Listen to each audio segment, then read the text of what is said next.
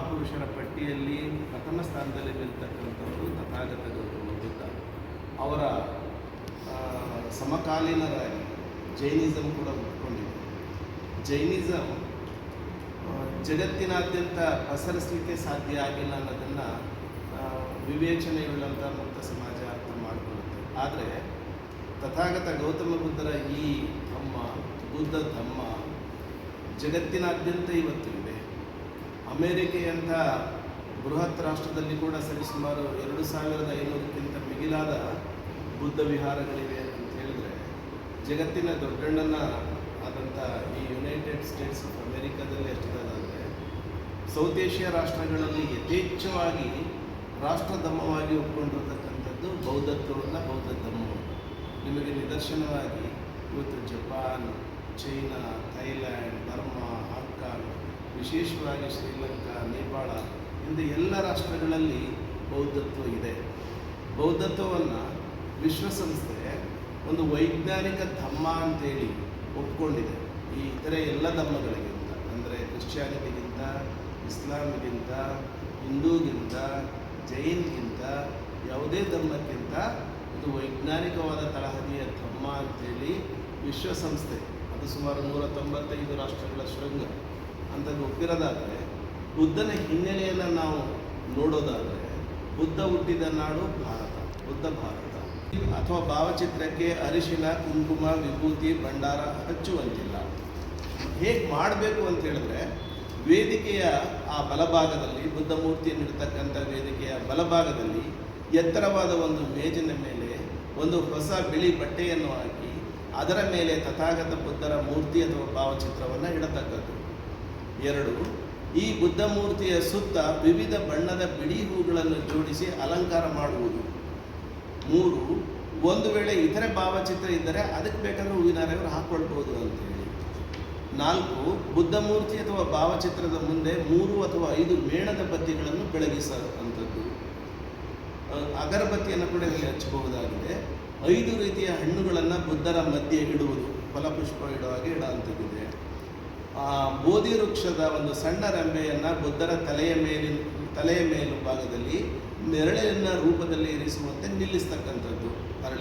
ಅರಳಿ ಮರದ ಒಂದು ಟೊಂಗೆಯನ್ನು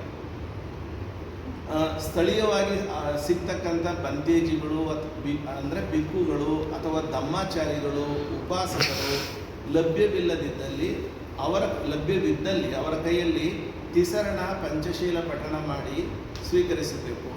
ಬುದ್ಧಂ ಶರಣಂ ಗಚ್ಚಾಮಿ, ಧಮ್ಮಂ ಶರಣಂ ಗಚ್ಚಾಮಿ, ಸಂಘಂ ಶರಣಂ ಗಚ್ಚಾಮಿ, ಅದನ್ನು 3 ಬಾರಿ 9 ಆಗುತ್ತೆ, ಅದನ್ನು ಮಾಡ್ತಕ್ಕಂಥದ್ದು. ಪಂಚಶೀಲಗಳನ್ನು ಪಠನೆ ಮಾಡ್ತಕ್ಕಂಥದ್ದು. ಆ ವೇದಿಕೆಯಲ್ಲಿ ಬುದ್ಧರ ಜೀವನ ಚರಿತ್ರೆ ಹಾಗೂ ಅವರ ಧಮ್ಮ ಉಪದೇಶಗಳನ್ನು ಹಾಗೂ ಭಾರತದಲ್ಲಿ ಬೌದ್ಧ ಧಮ್ಮಕ್ಕೆ ಕೊಟ್ಟ ಕೊಡುಗೆಗಳ ಬಗ್ಗೆ ಉಪನ್ಯಾಸ ನೀಡ್ತಕ್ಕಂಥದ್ದನ್ನು ಮಾಡುವಂಥದ್ದು. ಆಮೇಲೆ ಕೊನೆಯಲ್ಲಿ ಈ ಬಂತೇಜಿಗಳಿಂದ ಅಥವಾ ಧಮ್ಮಾಚಾರಿಗಳಿಂದ ಸಾಮೂಹಿಕವಾಗಿ ಶರಣತ್ತ, ಅಂದರೆ ನಾವು ಮುಂದರಾರ್ಪಣೆ ಮಾಡೋದನ್ನು ನಾವು ಶರಣತ್ತ ಅಂತೇಳಿ ಪಾಳಿ ಭಾಷೆಯಲ್ಲಿ ಕರಿತೇವೆ. ಅದನ್ನು ಹೇಳೋದ್ರೊಂದಿಗೆ ಕಾರ್ಯಕ್ರಮವನ್ನು ಮುಕ್ತಾಯಗೊಳಿಸ್ತೇವೆ. ಇಷ್ಟೇ, ಇದು ಸರಳ, ಇದು ಸತ್ಯ, ಇದು ಸುಂದರವಾಗಿದೆ. ಇಷ್ಟು ಆಚರಣೆ ಮಾಡಿದರೆ ಸಾಕು ಅಂಥೇಳಿ ನಾವು ಮೇ 2025 ಸೋಮವಾರ ಈ ಕಾರ್ಯಕ್ರಮ ಇಡೀ ಜಗತ್ತಿನಾದ್ಯಂತ ಜರುಗುತ್ತೆ. ಕರ್ನಾಟಕದ ರಾಜಧಾನಿ ಕೇಂದ್ರವಾದಂತಹ ಬೆಂಗಳೂರಿನಲ್ಲಿ ಆ ದಿನ ಕೂಡ ಸರ್ಕಾರದ ವತಿಯಿಂದ ಈ ಕಾರ್ಯಕ್ರಮವನ್ನು ವಿಜೃಂಭಣೆಯಿಂದ ಆಚರಣೆ ಮಾಡಲಿಕ್ಕೆ ಪ್ರಯೋಜಿಸಿದ್ದಾರೆ. ಅದರಲ್ಲಿ ಸನ್ಮಾನ್ಯ ಮುಖ್ಯಮಂತ್ರಿಗಳು ಅಧ್ಯಕ್ಷತೆಯನ್ನು, ಇತರೆ ಸಚಿವರುಗಳು, ಸರ್ಕಾರಿ ಅಧಿಕಾರಿಗಳು, ಜನಸಾಮಾನ್ಯರು, ಮಾಧ್ಯಮದವರು, ಪೊಲೀಸ್ನವರು ಎಲ್ಲರೂ ಕೂಡ ಭಾಗವಹಿಸುವಂಥ ಆ ಕಾರ್ಯಕ್ರಮದ ಪ್ರಾರಂಭವನ್ನು ನಾವು ಬಾಬಾ ಸಾಹೇಬ್ ಅಂಬೇಡ್ಕರ್ ಸ್ಟ್ಯಾಚ್ಯೂ ವಿಧಾನಸೌಧ ಮುಂದಿನಿಂದ ಹೋಗಬೇಕು ಅಂತೇಳಿ ಪ್ರಸ್ತಾಪ ಮಾಡಿದ್ದೇನೋ ಇದೆ. ಆದರೂ ಕೂಡ ಸರ್ಕಾರ ಅಲ್ಲಿ ಟ್ರಾಫಿಕ್ ಕಾರಣಗಳಿಗಾಗಿ ಹಡ್ಸನ್ ಸರ್ಕಲಿಂದ ರವೀಂದ್ರ ಕಲಾಕ್ಷೇತ್ರದವರೆಗೆ ಒಂದು ಮೆರವಣಿಗೆಯನ್ನು ಹೋಗಿ ಅಲ್ಲಿ ಕಾರ್ಯಕ್ರಮವನ್ನು ಆಯೋಜನೆ ಮಾಡಬೇಕು ಅಂತೇಳಿ ಆಶ್ವಾಸನೆಯನ್ನು ಕೊಟ್ಟಿದ್ದಾರೆ. ಅದರ ರೀತಿಯ ಕಾರ್ಯಕ್ರಮ ನಡೆಯುತ್ತೆ.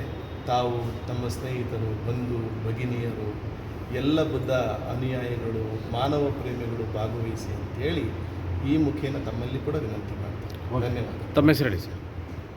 ನಾನು ಸಿದ್ದರಾಜು ಅಂತೇಳಿ, ನಾನು ಡೆಪ್ಟಿ ಕಮಿಷನರ್ ಆಫ್ ಪೊಲೀಸ್ ಆಗಿ ಇತ್ತೀಚೆಗಷ್ಟೇ ಇಲಾಖೆಯಿಂದ ಹೊರಗೆ ಬಂದು ಈ ಬೌದ್ಧ ಮಹಾಸಭಾದಲ್ಲಿ ಈಗ ಅಧ್ಯಕ್ಷನಾಗಿ ಕೂಡ ಈ ಕಾರ್ಯವನ್ನು ನಿರ್ವಹಣೆ ಮಾಡ್ತಾ ಇದ್ದೇನೆ. ಇದಕ್ಕೆ ಎಲ್ಲ ಹಿರಿಯರು, ವಿಶೇಷವಾಗಿ ಮಲ್ಲಿಕಾರ್ಜುನ ಬಾಲ್ಕೆ ಸರ್ ಅವರು, ವೃತ್ತಿಯನ್ನು ಮಾಡಿದಂಥ ಮಂಗಳ ದೊಡ್ಡಮನಿಯವರು, ಮಹೇಂದ್ರ ಮಾಂಕಾಳೆಯವರು, ರಘು ಅವರು, ಚೂಡಾಮಣಿ, ಇನ್ನೂ ನಮ್ಮದು ದೊಡ್ಡ ಬಳಗ ಇದೆ. ನಾವು ಬೆಂಗಳೂರಲ್ಲಿ ಇದ್ದ ಕಾರಣಗಳಿಗಾಗಿ ನಾವು ನಿಮ್ಮ ಮುಂದೆ ಮಾತಾಡ್ತೇವೆ.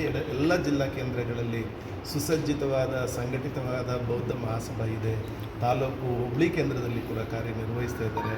ನಾವು ಪ್ರಚಾರ ಪ್ರಿಯರಲ್ಲ, ಮಾನವ ಪ್ರೇಮವನ್ನು ಸಮಾಜಕ್ಕೆ ಹೇಳಿ ಒಳಿತು ಕೆಡುಕುಗಳ ಬಗ್ಗೆ ವಿವೇಚನೆ ಮಾಡ್ತಕ್ಕಂಥ ಒಂದು ಸುಸಂಘಟಿತವಾದ ಸಂಘಟನೆ ಅಂತ ಹೇಳಲಿಕ್ಕೆ ಹೆಮ್ಮೆ ಪಡ್ತೀನಿ. ಓಕೆ.